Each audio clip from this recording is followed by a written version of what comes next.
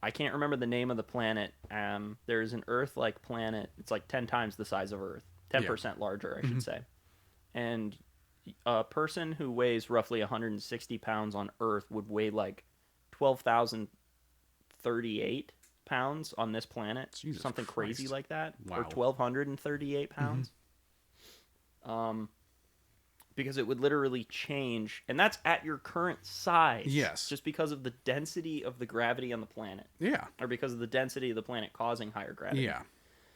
Essentially, the larger the planet is, or even the larger the object in space is, the higher the gravitational pull is. That's why Jupiter, being the largest planet, will have the largest gravitational pull. In fact, it's one of the reasons why we have the asteroid belt. So essentially, it's theorized that hundreds, if not billions of years ago, there was a planet that was in between Earth and I'm sorry, not Earth, Mars and Jupiter. But here's the problem: the sun, using its gravitational pull, is trying to. So it's believed that there was a planet there, but it somehow, in some way, shape, or form, it was obliterated, whether it collided with another planet or whatever. And the thing is, the sun has this ability to, when planets are destroyed, its gravitational pull is being so great, is that it will try to reform that planet back together. But the problem is, Jupiter's gravitational pull is so heavy as well, it's essentially pulling the planet back apart. Gotcha. So essentially, due to the constant gravitational forces between these two heavenly bodies, it's causing the asteroid belt to remain an asteroid belt, which, I will say, going back to our recent topic of how I ruin movies. Now, I'm not on the level of physicist picking apart Armageddon bad, but I'm just as bad. In the movie Star Wars: A New Hope, the cinematic masterpiece that it is, and yes, I will absolutely eviscerate this because it is considered soft hard fiction. Yeah. The scene where C-3PO is telling Han Solo, the odds of, navigating an asteroid field successfully are, whatever many odds to 1. And Han Solo, never tell him about the odds. Man.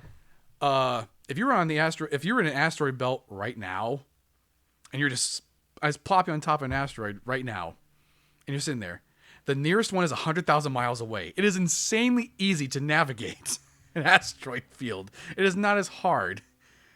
So, effectively, we're talking the odds of hitting an asteroid in this event. It would be analogous to hitting the one street light in a Walmart parking lot.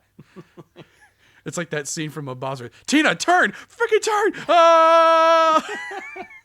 You ever watch the movie Men Who Stare at Goats? I have not, no. There's a scene in it where they accidentally hit a rock in the desert. And How? Ewan McGregor gets out of the car and is looking at it with George Clooney. He's like, Jesus, man, you had the whole desert. You want to know what's really crazy, too? If I'm not mistaken, I'll have to look it up here in a second. At one point in time, there were 2 people in the world. 2 people that owned cars. So cars, when they were one of the very earliest inventions, they were set to essentially replace horses as, the main source of transportation. There were not 2 horses. 2 horses. No, I'm kidding. There were 2 cars in the entire world. 2 people owned them. They were rich enough assholes to own cars. It'd be like the equivalent of 2 people owning spaceships. They crashed into each other. If I'm not mistaken, I'll have to look that up. I'm pretty sure it happened, but again, that's why I have my laptop here. I do not want to make this into a conspiracy theorist podcast. However, at some point, I would like to do an episode where we talk about our favorite conspiracy theories, whether we believe in them or not. We find them interesting. I do have a favorite conspiracy theory that is so absolutely far-fetched. I love it so much, and it's not really popularized, but it got enough attention that it became an SCP. Funny enough. Well, I'll tell you what, Dirge.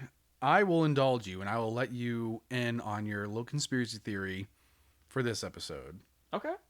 Just because I'm very curious now. Okay. But at some point, I would like to compile a list of conspiracy theories that we find fascinating.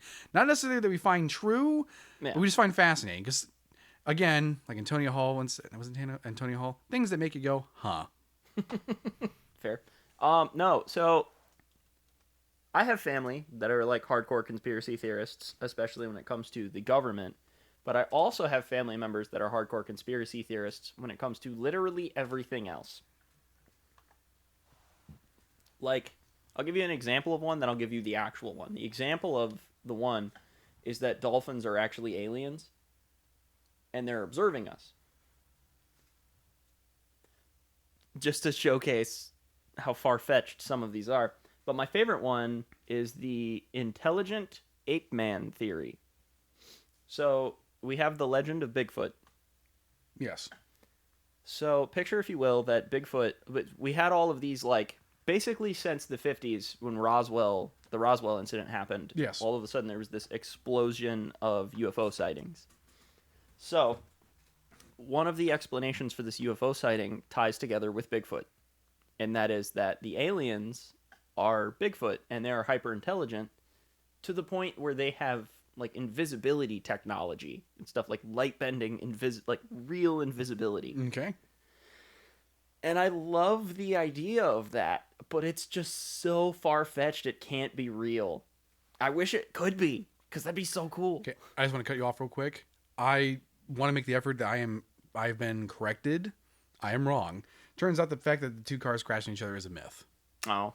But it's still funny nonetheless. Yeah, I feel that. That would be like Jeff Bezos and head of SpaceX. What's his name? Elon Musk. That would be like Jeff Bezos and Elon Musk. Like you said, having spaceships and accidentally crashing them into each other. You know what? It's funny. How would you make an insurance claim on that? You'd have to call quadruple A. Interstellar.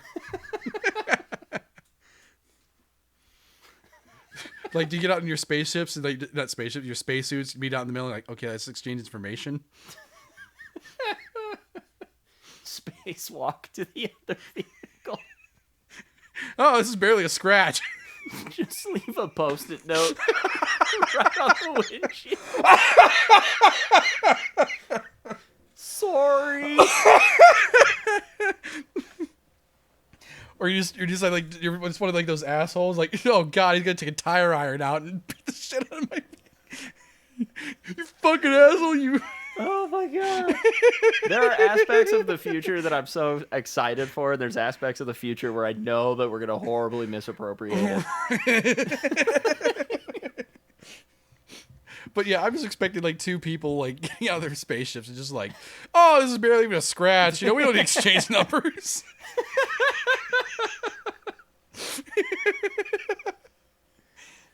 Oh my god. But how fucking funny, man. You take it to court, you know, like, you know, God, I don't know if my insurance will cover it, you know. Just because I feel like definitely at that point we'll have like intelligent machines. Probably, yeah. So could you imagine getting into a fender bender with a robot named Bender? I can't do an Bender impersonation, but like, bite my shiny middle ass. And he still leaves a sticky note on your windshield.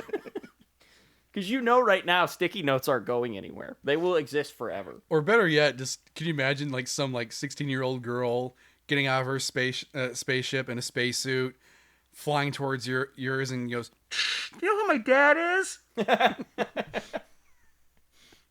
Daddy will cover it, no problem. Daddy, I wrecked my spaceship. Can you buy me another one? Sure, sweetheart."